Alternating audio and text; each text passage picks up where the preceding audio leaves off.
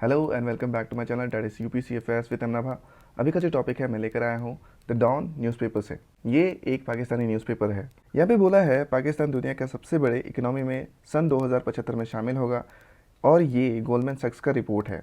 Tuesday को Goldman सैक्स ने report publish किया और कहा कि पाकिस्तान दुनिया का छठा सबसे बड़ा इकोनॉमी सन 2075 में बनेगा अगर सही पॉलिसीज और इंस्टीट्यूशन काम करेंगे तब।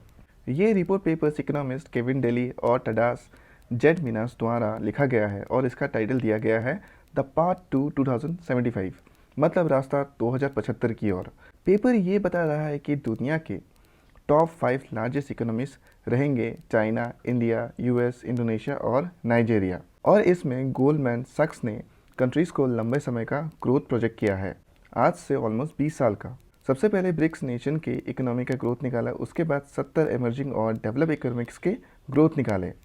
उनके लेटेस्ट पेपर ने 1004 देशों को कवर किया और इकोनॉमीज़ को 2075 सालों तक प्रोजेक्ट किया। पाकिस्तान के फ्यूचर का स्टार स्टेटस पॉपुलेशन ग्रोथ को लेकर प्रेडिक्ट किया गया है। उसके साथ साथ इजिप्ट और नाइजीरिया भी आए हैं जो अगले 50 सालों में दुनिया की बड़ी इकोनॉमी में शामिल होंगी।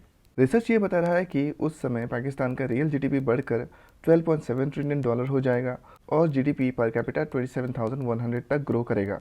लेकिन ये जो पाकिस्तान के नंबर्स जो बता रहे हैं ये as compare to China, India और यूएस ये 1/3 से भी कम रहने वाला है। मीन्स ये 1/3 से भी कम होगा।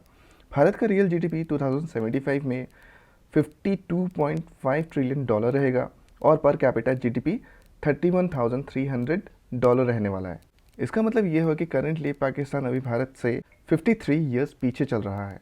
पाकिस्तान के लिए जो प्रोजेक्शन दिया गया उसमें मेन रिस्क है, स्पेशली इकोनॉमिस्ट ने उनको हाईलाइट किया हुआ है। तो पर्टिकुलर रिस्क रहेगा एनवायरनमेंट कैटास्ट्रोफे यानी कि पर्यावरण की तबाही और पॉपुलिस्ट नेशनलिज्म यानी कि इस्टेब्लिशमेंट का पावर में होना। जब तक सस्टेनेबल ग्रोथ एक globally coordinated sense climate change के द्वारा नहीं होगा तब तक दिया गया प्रोजेक्शन से कंट्रीज और दूर जाएगी, पर्टिकुलरली पाकिस्तान जैसे देशों में जहाँ का ज्योग्राफी स्पेशली वल्नरेबल रहता है। मीन्स फ्लड्स, अर्थक्वेक ये सब आते रहते हैं। पॉपुलिस्ट नेशनलिस्ट बहुत से देशों में पावर में आके रखे हुए हैं।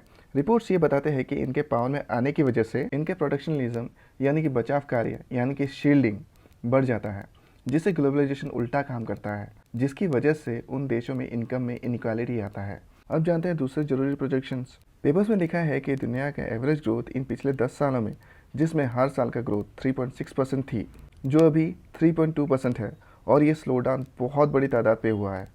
उन्होंने प्रोजेक्ट किया दुनिया का ग्रोथ रेट 2.8% रहेगा 2024 और 2029 के बीच और आगे चल के ये और घटेगा। अभी आते हैं दूसरे पॉइंट पे, राइज ऑफ एमर्जिंग मार्केट्स। यहाँ पे बोला है जब दुनिया का ग्रोथ नीचे जा रहा होगा, एमर्जिंग इकोनॉमीज डेवलप मार्केट से बहुत तेज़ी से ग्रो करेगी और उनके बराबर में जाके पहुँच जाएगी। जो वेट है दुनिया के जीडीपी का वो अभी एशिया की तरफ नेक्स्ट 30 ईयर्स में शिफ्ट होने वाला है। कंट्रीज जैसे हो गया चाइना, यूएस, इंडिया, इंडोनेशिया और जर्मनी सबसे बड़े इकोनॉमी रहेंगे in terms of dollars. Nigeria, Pakistan और इजिप्ट भी बड़े इकोनॉमीज बन सकते हैं। अभी आते हैं तीसरे पॉइंट पे। यहाँ पे बोला है यूएस अपना तगड़ा वाला ग्रोथ दोबारा अचीव नहीं कर पाएगा। यूएस दोबारा से इन 10 सालों में स्ट्रॉन्ग परफॉर्मेंस नहीं दिखा पा रहा है। उनका पोटेंशियल ग्रोथ बहुत ही कम है as compare to large developing economies. जो यूएस डॉलर है ये अपना ताकत मतलब वैल्यू इन आने वाले 10 सालों में खो देगा। अभी आते हैं लास्ट पॉइंट पे, लेस ग्लोबल इनइक्वालिटी, मोर लोकल इनइक्वालिटी। एमर्जिंग इकोनॉमीज दूसरे इकोनॉमीज के साथ कैचअप कर लेगा, जिससे इनकम इनइक्वालिटी गिरने लगेगा, लेकिन इनकम जो है ज़्यादातर दूसरे इकोनॉमीज के बीच वो बढ़ जाएंगे और ये बहुत बड़ा चैलेंज रहेगा फ्यूचर ग्लोबलाइजेशन के लिए।